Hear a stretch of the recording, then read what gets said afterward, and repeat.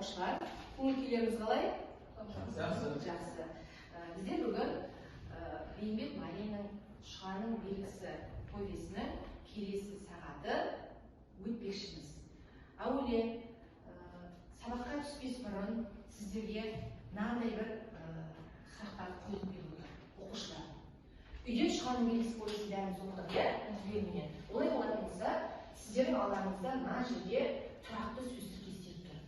Осы тұрақты сөз тіркестерін әрқайсыларыңыз келіп оқып, оның мағынасын ашасыздар. Бірінші тапсырма.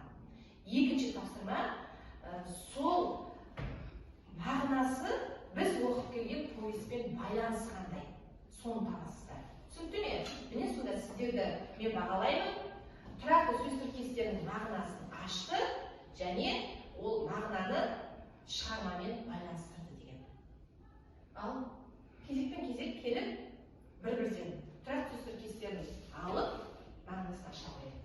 Келіңіздер, кім келіңіздер, уақыт өтіп. Бір-бірден келеміз. Сол сөздің түбіне қандай? Сол сөз... Сөздің түбіне қандай? Мағынасы? Тіркену екен. Жақсы. Келесі тез-тез.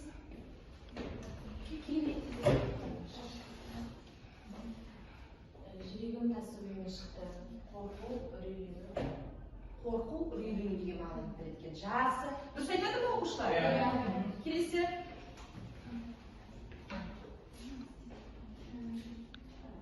Төбесі көкке жеткендей. Қуану шаттану дейді. Өздеріңізде осындай бола ма кейде? Жақсы. Келесі. Тез-тез.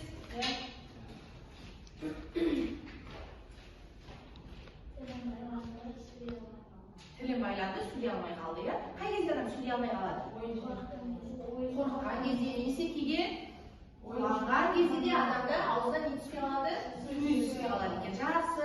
Келесі оқушылар. Бәрі оңай сияқты ғой. Көкке топырақ шашу, жала жабу деген. Жақсы. Ары қарай тағы. Болдық па бәрі анықтап оқушылар? Бәрі саған болса, осы жерден біздер қандай мағыналарды анықтадық жаңа? Қорқу, қуану, тағы да жала жабу,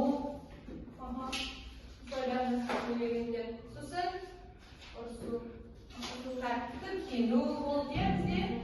Сосын көкке топырақ шашу жаздықта ұрыстың деген болды. Осындай нелер болды? Қасиеттер, психологиялық көңіл күйлер болды. Сөйлей алмай қалып деген болған екен ғой. Жақсы. Ал сіздер шығарманың қай жерінен байқадыңыздар осыларды? Оқыған кезде байқадыңыздар ма осы қасиеттерді? Байқадыңыздар, иә? Оны қазір бүгінгі біз сабақта толығырақ ашатын боламыз. Дәптерлеріңізді ашып күннің жатын жазыңыздар. Ақпанның 16-сы тез ашып жазайық.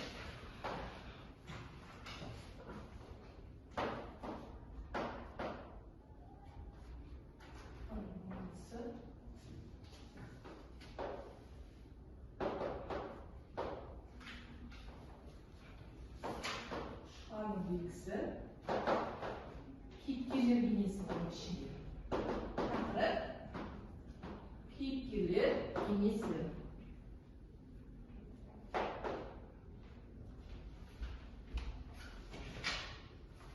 Біздің бүгінгі сабақтың мақсаты оқушылар тыңдап отырайық, жазумен қатар.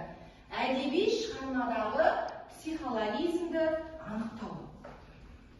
Мен сіздерді бағалаймын, яғни бағалау критерийі шығармадағы психологизмді анықтайды. Енді осы психологизм дегеніміз не?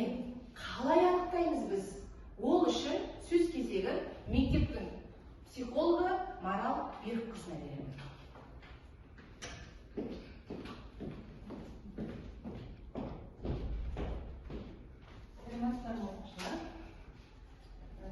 Психология бұл ақыл мен мінез құлықты зерттейтін ғылым. Психология грек тілінен аударғанда психе жан, логос ілім деген мағынаны білдіреді. Яғни біз күнделікті өмірде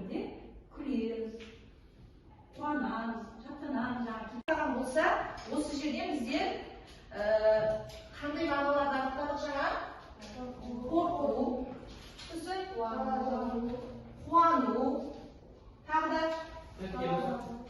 жала жабу, сөйлегендер, сосын тіркену болды иә бізде, сосын көпке топырақ шашып жазды, ұрысу деген болды иә.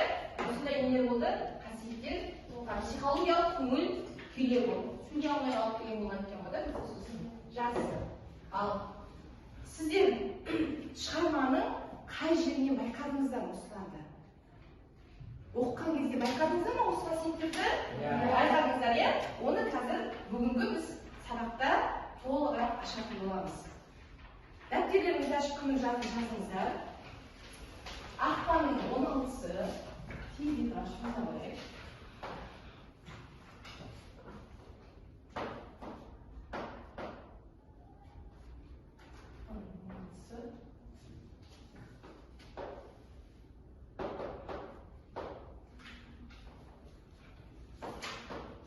Белгісі кейіпкерлер бейнесінің ішінде.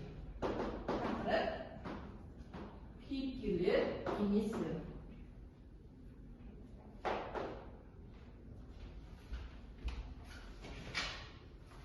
Біздің бүгінгі сабақтың мақсаты оқушылар тыңдап отырайық осымен қатар. Әдеби шығармадағы психологизмді анықтау.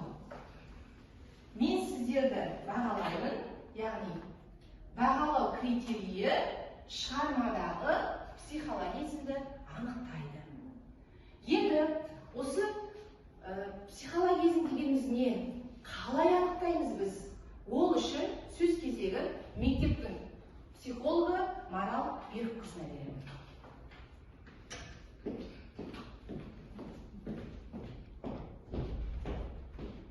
Сәлеметсіздер ме оқушылар?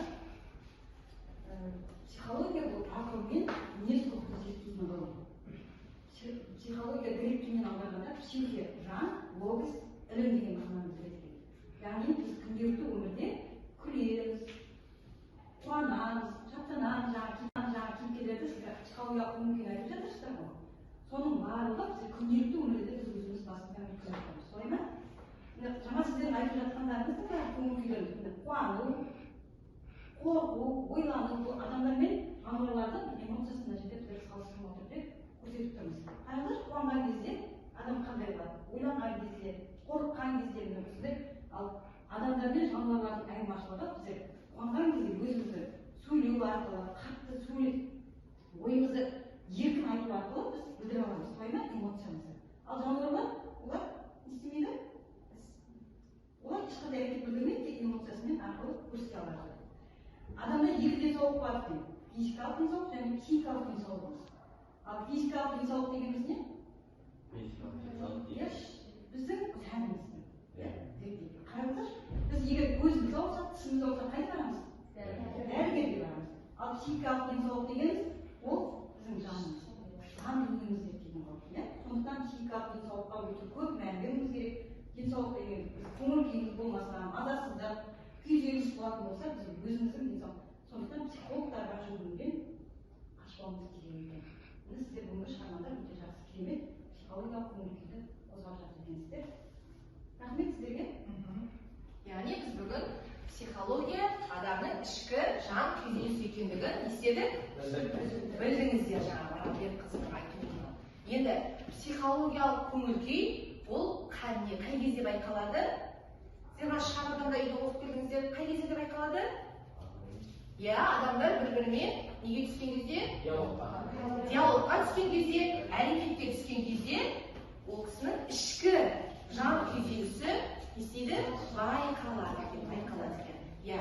Енді біздер психологиялық көңіл күйді кімдер арқылы анықтайын деп тұрмыз бүгін оқушылар? Кейіпкерлер арқылы анықтайын деп тұрмыз. Олай болса, келесі тапсырма сіздерде кім жүйрік? Кейіпкерлерді маған, басты кейіпкерлерді кім айтып бере алады? Кім айтады? Иә, кейіпкерлерді, шығармадағы кейіпкерлерді, бәріміз керемет дайын екенбіз.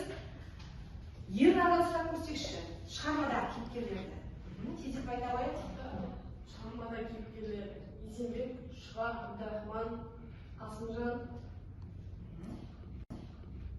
Зайкүн Күрзипа. Дұрыс айтты ма ерлан оқушылар? Қалай бағалаймыз? Бір-бірімізді бағалап жіберейік. Өте жақсы деп бағаладық, иә? Рахмет. Енді мен жазған кейіпкерлермен анықтап көрсек. Бізде кейіпкерлер галереясында Шығаның повесіндегі кейіпкерлер. Жақсы. Енді сіздерге екінші тапсырма.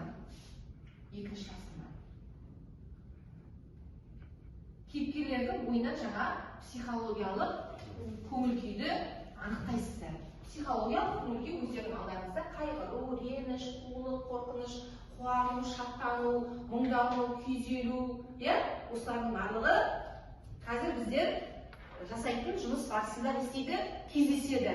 Осы психологиялық көңіл күйлерді хрестоматияларымызда ашыңыздар.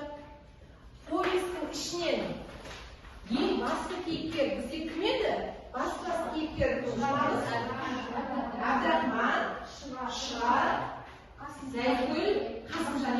Тек осы адамдардың ғана психологиялық көңіл күйін анықтайды. Хрестоматияларымызды ашамыз, топ болып жұмыс жасаймыз оқушылар.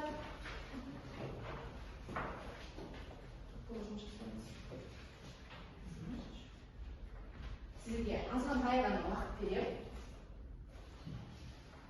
Сол уақыттың ішінде топтаса отырып, бір-бірімізбен сөйлесіп, іздейік. Кітаптарды іздеп, жазып, сол топтан бір-екі адам қойлап айтып шығайық.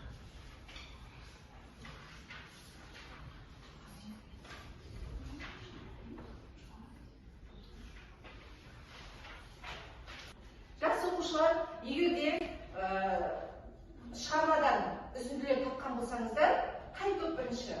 Шығардан бастайды, Шығардың психологиялық көңіл күйін анықтайды. Кім айтады?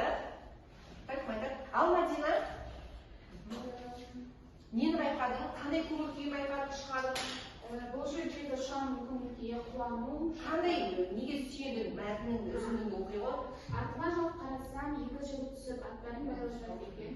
Біреу орысшалап сөйлеген, тани кеттім. Әбдірахман ғой дедім. Әбдірахманың кім? Қазақ қой деймін. Иә, әлгі учитель баласына, иә. Жап-жас жігіт екен ғой деп біреу қарады да Шыға отауға кіріп кетті. Бұл жерде біз Шығаның қуанған, шаттанған көңіл күйі. Неге қуанып тұр? Неше қуанып тұр? Себебі ол Әбдірахманды өз ауылында көргеннен. Өз ауылында көргеннен. Тағы да қай жерінен, қандай көңіл күйін байқадың тағы да? Қуануды тапқан екен. Қуану, психология, көңіл күй тағы да. Ол алтыған теуіп жатқанда өлең шығарып, не мұңдық бұл дүниеге қыздар мұңдық, атадан бол мұңдық деге тудық. Атадан бол мұңдық тумас етіп, бұрынға ата-баба жолын болдық. Бұл жердегі Шығаның эмоциясы қайғы, күйзелу, және де ата-бабасының салт дәстүрінен аттап сүйген жарымен бірге қосыла алмаған үшін өкініп тұр екен. Тағы қандай көңіл күйден байқадыңыздар Шығаны? Тағы да? Тағы бар.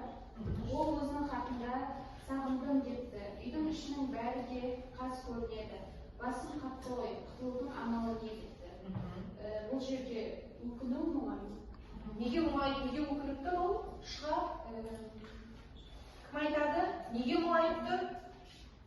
Неге мұңайып тұр? Айша бейбі? Ол сағынып. Әбдірахманмен бірге қол ұстасып, өз бақыттарын тауып, ата-баба салтынан аттап кете алмай тұр, міне осынысында ол қуанады, қайғырады, мұңданады. Солай ма?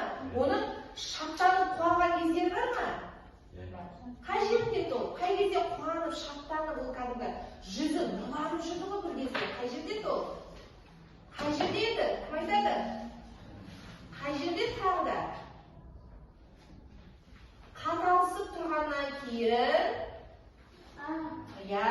қаталысып тұрғаннан кейін, ол 10-шы бөлімде бар, Шығаның қуану, шаттану кейін көреміз.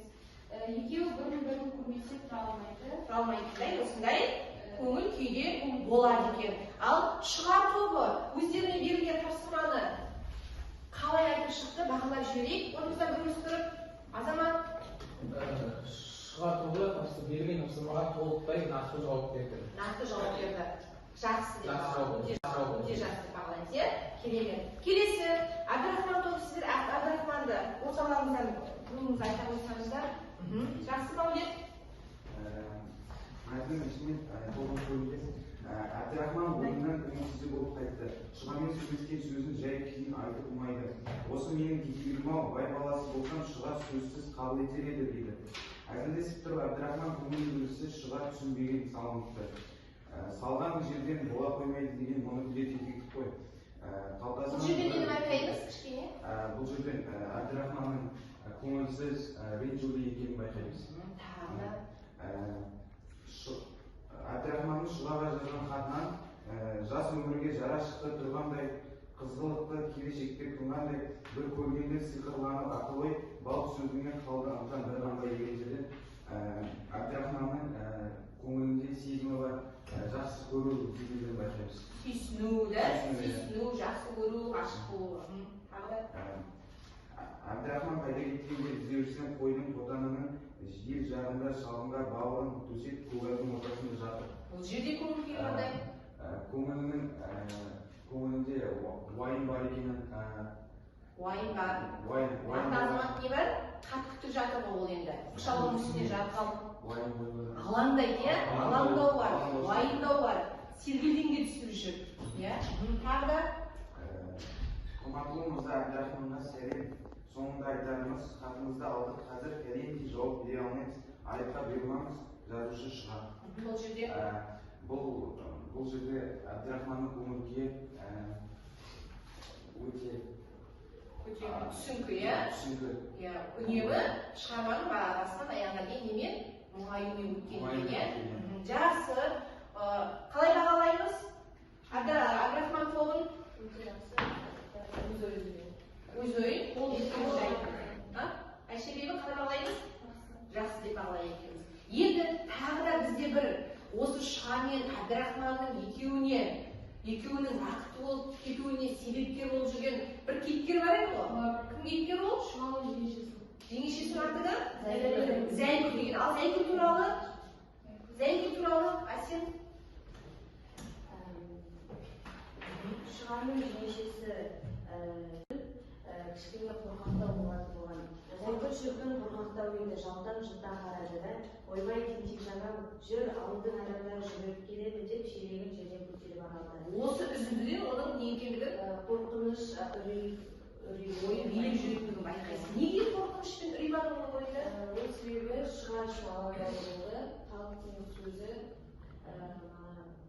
жала жамылуына ойланды Шұғаны ойлаған. Негізі ол Шұға мен Есімбектің ақынның Әбдірахманның бақытты болуын ойлап, әртүрлі іс-әрекеттер жасап жүр. Тағы да бар ма? Сөздермен көріп бар. Мен Зәйкүлмен сөйлесіп Әбдірахманның Шұғаға ынтықтығын айттым.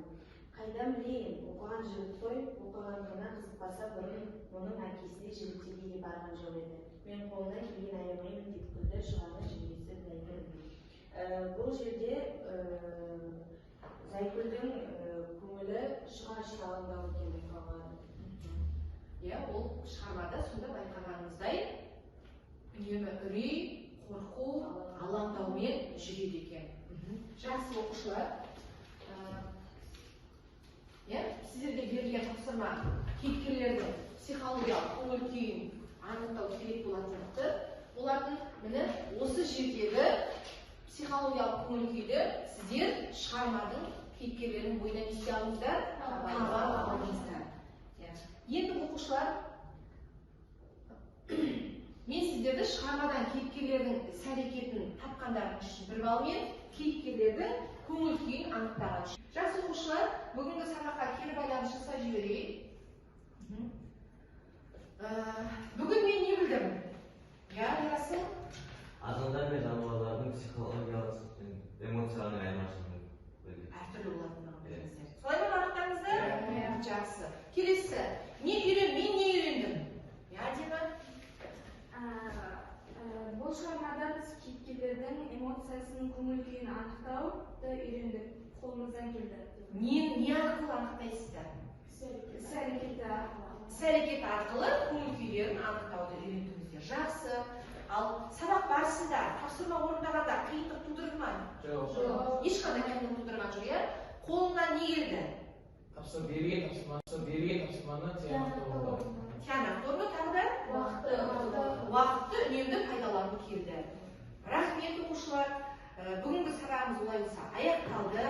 Сіздерге сабақ барысында белсенділік танытып берілген тапсырманы ұтымды, тиянақты, нақты орындағандарыңыз үшін жақсы, өте жақсы деген балдармен жауап берген оқушыларды бағалаймын. Сабақ аяқталды, рахмет.